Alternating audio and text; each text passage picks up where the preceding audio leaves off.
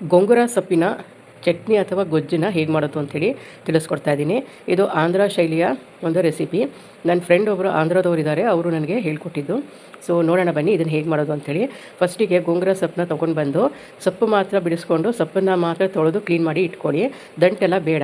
ನಂತರ ಒಂದು fry PAN ಬಿಸಿ ಮಾಡೋಕ್ಕಿಟ್ಟು ಅದಕ್ಕೆ ಒಂದು ಸ್ಪೂನಷ್ಟು ಎಣ್ಣೆ ಹಾಕ್ಕೊಳ್ಳಿ, ಮತ್ತು 1 ಸ್ಪೂನಷ್ಟು ಜೀರಿಗೆ, 1 ಸ್ಪೂನು ಸಾಸಿವೆ, ಅರ್ಧ ಸ್ಪೂನಷ್ಟು ಮೆಂತ್ಯ ಹಾಕ್ಕೊಂಡು ಲೈಟಾಗಿ ಹುರ್ಕೋಬೇಕು.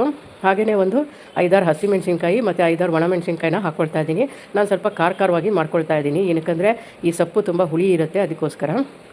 ಇವಾಗ ಇದು ಫ್ರೈ ಆಗಿದೆ, ಇದನ್ನು ಒಂದು ಮಿಕ್ಸಿ ಜಾರ್ಗೆ ಹಾಕ್ಕೊಳ್ಳೋಣ. ಹಾಗೆಯೇ ಒಂದು 4 ಎಸಳು ಬೆಳ್ಳುಳ್ಳಿ ಕೂಡ ಹಾಕ್ಕೊಳ್ತಾ ಇದ್ದೀನಿ. ಚೆನ್ನಾಗಿರುತ್ತೆ ಈ ಥರ ಹಾಕ್ಕೊಂಡು ಫ್ರೈ ಮಾಡಿ ಮಸಾಲೆನ ಮಾಡಿಕೊಂಡ್ರೆ. ನಂತರ ಅದೇ ಫ್ರೈ ಪ್ಯಾನಲ್ಲೇ ಒಂದು ಸ್ವಲ್ಪ ಎಣ್ಣೆ ಹಾಕ್ಕೊಂಡು ಈ ಗೊಂಗುರ ಸೊಪ್ಪು ಇದೆಯಲ್ಲ ಅದನ್ನು ಫ್ರೈ ಮಾಡ್ಕೊಳ್ತಾ ಇದ್ದೀನಿ. ಮತ್ತು ಈ ಸೊಪ್ಪಿಗೆ ಒಂದು ಸ್ವಲ್ಪ ಹುಣಸೆ ಹಣ್ಣು ಮತ್ತು ಉಪ್ಪನ್ನು ಹಾಕ್ಕೊಳ್ತಾ ಇದ್ದೀನಿ.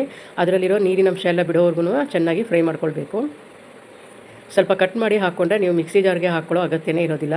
ಹಾಗೆ ಡೈರೆಕ್ಟಾಗಿ ನಾವು ಗೊಜ್ಜನ್ನ ಮಾಡ್ಕೊಳ್ಬೋದು. ಇದು ಬಿಸಿ ಅನ್ನಕ್ಕೆ, ಚಪಾತಿಗೆ ಮತ್ತು ದೋಸೆಗೆ ಎಲ್ಲ ತುಂಬ ಚೆನ್ನಾಗಿರುತ್ತೆ. ಮಕ್ಕಳು ಕೂಡ ಖುಷಿಯಾಗಿ ತಿಂತಾರೆ.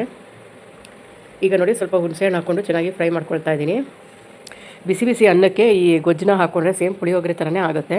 ಒಂದು ಸಲ ನೀವು ಕೂಡ ಟ್ರೈ ಮಾಡಿ. ಹಾಗೆಯೇ ನಂದು ಅಡುಗೆ ಚಾನಲ್, ಕುಕಿಂಗ್ ಚಾನಲ್ಗೆ ನಿಮಗೆಲ್ಲರಿಗೂ ಸ್ವಾಗತ. ಸುಮಾರೆಲ್ಲ ವೀಡಿಯೋಸ್ನ ಮಾಡಿ ಹಾಕಿದ್ದೀನಿ, ಅದನ್ನು ನೋಡಿ. ಈಗ ನೋಡಿ ಸೊಪ್ಪೆಲ್ಲ ಚೆನ್ನಾಗಿ ಬೆಂದಿದೆ, ಒಂದು ಸ್ವಲ್ಪ ನೀರಿನ ಅಂಶ ಇದೆ. ಇವಾಗ ನಾನು ಇದನ್ನು ಮಿಕ್ಸಿ ಜಾರ್ಗೆ ಹಾಕ್ಕೊಳ್ತಾ ಇದ್ದೀನಿ. ಜಸ್ಟ್ ಆನ್ ಆಫ್ ಮಾಡಿಕೊಂಡ್ರೆ ಸಾಕು. ಇದರ ಜೊತೆಗೆ ರೆಡ್ ಚಿಲ್ಲಿ ಪೌಡರ್ನ ಹಾಕ್ಕೊಂಡಿದ್ದೀನಿ 1 ಸ್ಪೂನಷ್ಟು. ಈಗ ಅದೇ ಫ್ರೈ ಪ್ಯಾನಲ್ಲೇ ಸ್ವಲ್ಪ ಎಣ್ಣೆ ಹಾಕ್ಕೊಂಡು ಒಂದು ಒಗ್ಗರಣೆ ಹಾಕ್ಕೊಳ್ಳೋಣ. ಒಗ್ಗರಣೆಗೆ ನಾನು ಸಾಸಿವೆ ಎಣ್ಣೆ ತೊಗೊಂಡಿದ್ದೀನಿ. ಒಗ್ಗರಣೆಗೆ ಸಾಸಿವೆ, ಕಡಲೆಬೇಳೆ, ಉದ್ದಿನಬೇಳೆ, ಜೀರಿಗೆ ಮತ್ತು ಸ್ವಲ್ಪ ಬೆಳ್ಳುಳ್ಳಿ ತೊಗೊಂಡಿದ್ದೀನಿ. ಬೆಳ್ಳುಳ್ಳಿ ರುಬ್ಬಕ್ಕೆ ಕೂಡ ಹಾಕ್ಕೊಳ್ಬೋದು. ಒಂದು ಗೆಡ್ಡೆನ 3 ಸ್ಟೆಪ್ ಆಗಿ ತೊಗೊಳ್ಳಿ, 3 ಸಲ ಹಾಕ್ಕೊಳ್ಳಿ, ಚೆನ್ನಾಗಿರುತ್ತೆ.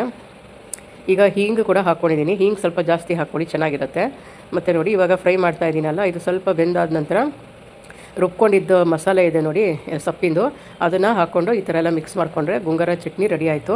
ಇದು ನೀವು ಆಚೆನೇ ಇಡ್ತೀರಾ ಅಂದರೆ 1 ವಾರ ಯೂಸ್ ಆಗುತ್ತೆ. ಫ್ರಿಜ್ನಲ್ಲಿ ಇಟ್ಕೊಂಡು ನೀವು ಯಾವಾಗ ಬೇಕಾದ್ರೂ ಯೂಸ್ ಮಾಡ್ಕೊಳ್ಬೋದು. Thank you so much for watching my cooking videos. Thank you.